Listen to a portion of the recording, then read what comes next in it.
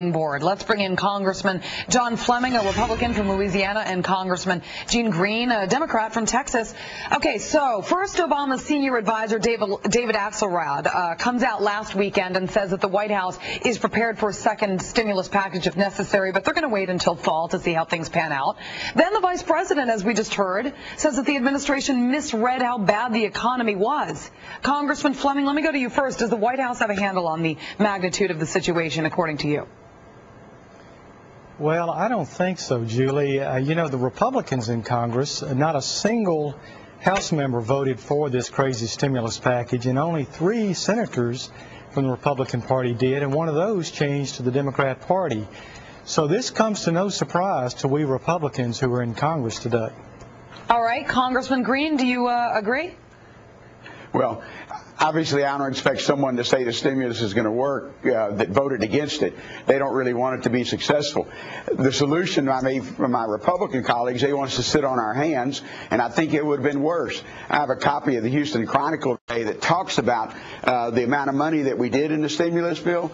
Some of it's just getting out now. The construction, the highway construction had to go through competitive bidding. So we're going to see that money being spent over the summer to create those jobs and build our infrastructure. So you can't build a bridge overnight. You have to go by the states and the local communities' laws and regulations. So I think we're going to see some improvement. Now, I don't like 9.5% in unemployment, and that's only folks who are collecting unemployment insurance. If you count those who have run out, you're talking about 16% unemployment, and that's outrageous in our country. Congressman Fleming, Robert Gibbs insists the stimulus plan is working despite the fact that unemployment rate, as he just mentioned, has risen to 9.5%. And John Boehner recently said, where are the jobs? And my question is, if the stimulus plan is indeed working, like Robert Gibbs says it is, then where are they?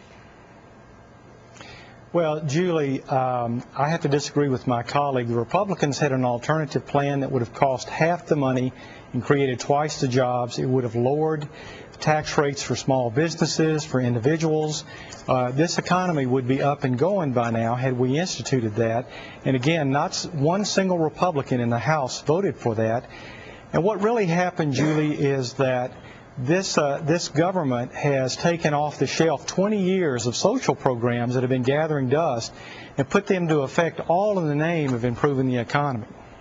All right, but Congressman Green, I mean, what I don't get, I guess, is that Gibbs says, hopefully the worst job loss is behind us, and that's a quote, okay? Then while in the same breath, he actually says, and I'm quoting, he absolutely believes that number is definitely headed to 10%. So which is it, that the worst is behind us or the worst is yet to come? And do they know when the worst is finally going to come and when it's going to get better? And why are they going to wait till fall, according to David Axelrod? I mean, I feel like we're getting so many mixed messages here. It's as if they're just waiting to see what happens and don't have a better idea as to what's going to happen in the future better than Americans do. Well, I think the White House and all of us, we're hoping that what was done with the stimulus bill, the money gets out into the economy. We will see that the capping out of that unemployment. But we're not there yet. But we're going to see that stimulus money literally. Here we are at the 1st of July. Some of those contracts for the bridge construction, at least in the state of Texas and the Houston area, are just being let now. We're going to see folks, and I think this is probably true around the country, we will see that unemployment get better. But again, our economy has been in tough shape, and we need to do something. Instead of sit on our hands, at least the House and the Senate and the President had a stimulus bill instead of just more tax cuts that, frankly, I don't know how many folks you can hire with tax cuts. All right. Then, Congressman Fleming, is there more the administration or Congress then needs to do right now or not do or stop doing to get the economic ball rolling once again? Well, Julie, as you recall, this bill was introduced only hours before we voted on it. Representative Boehner threw the bill on the floor saying it was 1,000 pages that no one had read. The same thing happened a week ago Friday with the energy tax program. And so what's happening is these extremely expensive programs that are running our deficit up with runaway spending are all being passed one after another without any Republican cooperation, all in the name of improving our economy. And as you well point out, our economy is worse than ever. If we did nothing, the economy would be improving at this rate, if not better, organically. All right, Congressman Fleming and Green, thank you very much for talking to us at Fair and Balanced Debate. Thank you. Here's some tweets on the subject.